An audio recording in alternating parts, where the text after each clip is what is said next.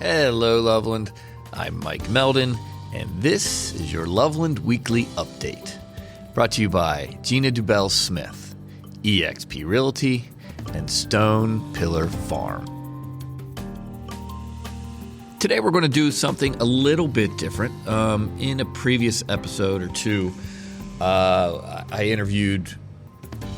had a discussion with the co-founder of Loveland, Doug Gilbert. He and I founded the nonprofit in 2022, and that episode's still up and available to find out how our nonprofit got started and kind of the story behind it. Today, I just kind of wanted to do an update because we have a couple big events coming up, and I wanted to put it out there. We have a membership drive going on for 2025, so I just wanted to kind of get all that out there at this time because it's an important time for Love Our Land. What Love Our Land is about, our motto is bringing life back to our neighborhoods 1 yard at a time. And our mission statement is to educate and empower individuals with the skills and knowledge needed to address biodiversity loss. We achieve this through promoting the planting of native vegetation and the removal of non-native invasive plants in our neighborhoods, public green spaces, and yards. Essentially, again, I'm wanting to go back into the story of why we were founded or whatever. I'll jump into it real quick. I was the chairman of Loveland's Tree and Environment Committee, and Doug was on the committee, and Doug was our expert. He's a wildlife ecologist. I really knew nothing. Doug taught me about the biodiversity crisis, that essentially, we've brought so many plants from other areas of the world that were not native to this area that it doesn't support our ecosystem. From, plants are the bottom layer, and then you got insects and pollinators, and then up there you got small critters and songbirds and birds, and then all the way up the line.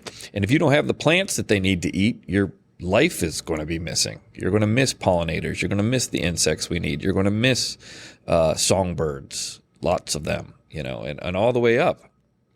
And so when we were working through Loveland's Tree and Environment Committee, we were focused on city land, right? That's the job. Let's focus on Loveland parks and this and that. And as we started to really get fired up about this, me especially, because I didn't know it existed, we realized, or Doug knew, but he informed me, that east of the Mississippi, most of the land is private owned. So if we really wanted to make an impact on this biodiversity crisis, we needed to get the homeowner, the business owner, the people that own the private land to make changes. And our focus here is Loveland and surrounding areas. And so that was our goal, is to educate the people about the biodiversity crisis and the small things you can do to make big differences. And that is one of the coolest things. This is why I know nothing about this stuff. I know nothing about I wanted to join the Tree and Environment Committee just because I care about our environment and I wanted to help the city. And then it just snowballed from there. People that look at me are like, "What, Mike? You're into plant?" Yeah, I'm into helping. I'm into making a difference. And this is really a cool way to do it. And I tell people all the time, it's awesome to recycle. Do it. It's awesome to make sure you're not using too much water, right? Those things we need to conserve energy and this and that. But when you change your landscaping, I guarantee if you're not into this, if you just do some small, simple changes, and it's on our website, www.loveourland.org, you are going to see the difference that you are making, and it is making a difference. You are bringing back life. You are creating an environment that fosters life from, with the plants you're starting out with, and then you get the pollinators and the insects and all the way up the line. And if we get your neighbors to do it and those neighbors to do it, we are creating what a guy that we follow and a writer called Douglas Tallamy calls homegrown national park, right? And I don't think that's the exact name, but what he's saying is we, through our privately owned land, can make almost a national park if we all have the vegetation that life needs.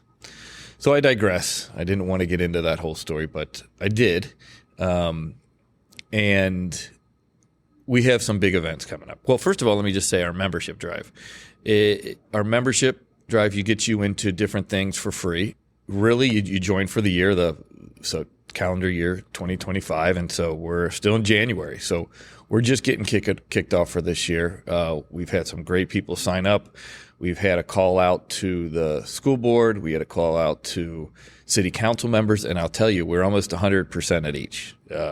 They're almost all joined. The mayor joined, and we're really excited with their support, to have their support. So I'm asking you to join.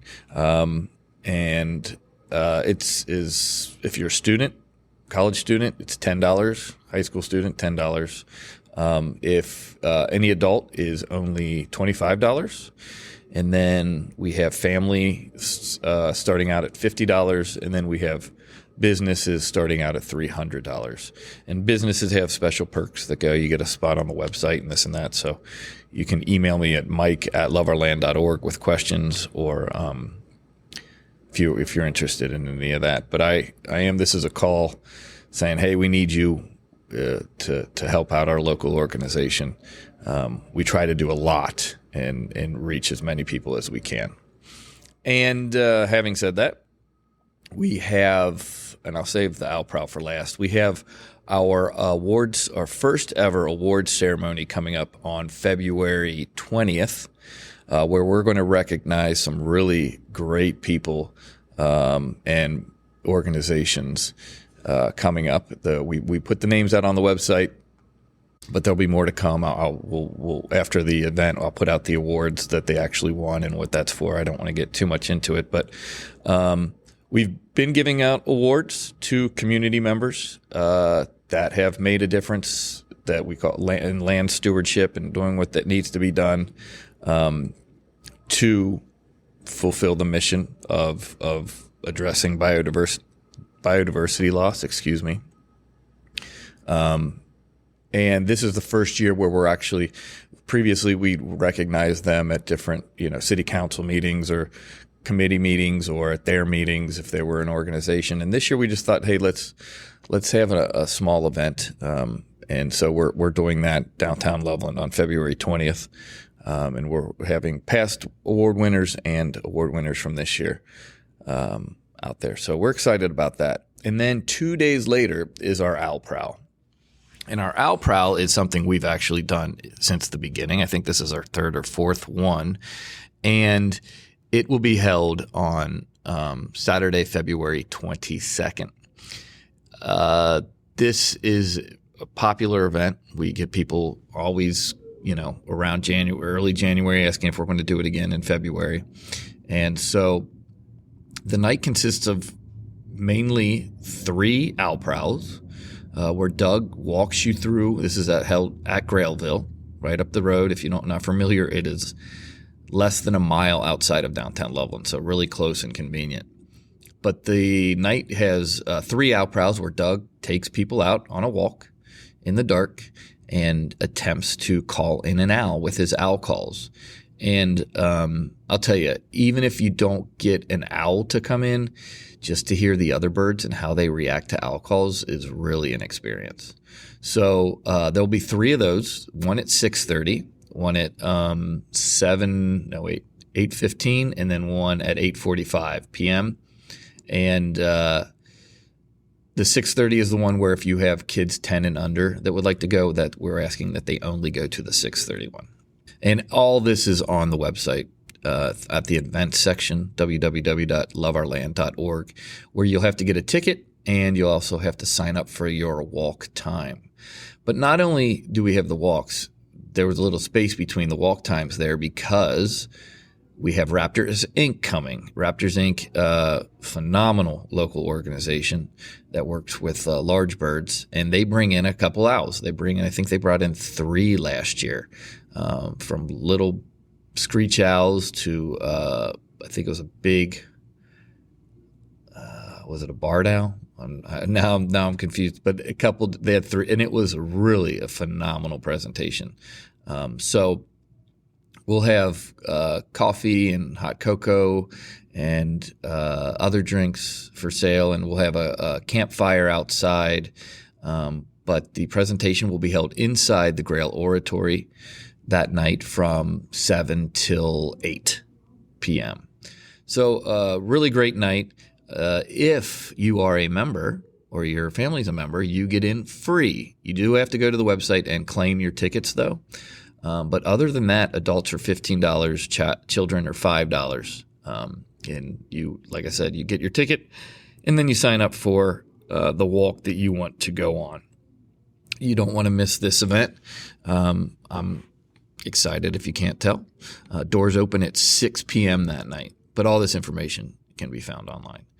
So thank you for listening to me on our update with Love Our Land and what we have coming up. And then when spring comes around, be on the lookout. If you don't follow us on Instagram, it's just Love Our Land. And we have some really cool events downtown, and we have what we used to call, I think we call it Sidewalk Safari now. Doug takes people, you can grab a drink at Narrow Path or wherever you want, and you take a walk with Doug, and he points out the local wildlife. Really great experience. So keep an eye out for those things. Those start usually once it gets warmer, and then April will be packed with stuff because we got Earth Day in April, and we got Arbor Day and this and that. So I hope to see you at a couple of these events, and I would love to have you a member of Love Our Land. Today is Monday, January 27th, 2025.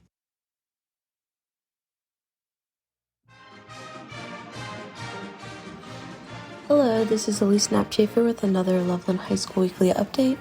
This week is a full week of school, definitely missing that 3-day weekend from last week, but ready to dive in headfirst this week. There are only 2 home games this week, girls basketball and academic quiz team, and then there is a Tigers Inc. sponsored canned food drive this week to raise different funds and money for the Life Food Pantry, and the winning class gets a donut party. So yeah, that's about it this week.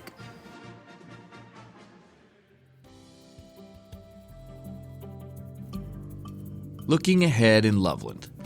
Just want to throw it out there, the holiday light recycling that is done by the Loveland Sustainability Council is still going on until January 31st. So you still have a few days to round up all your broken or old Christmas lights from the holidays and recycle them.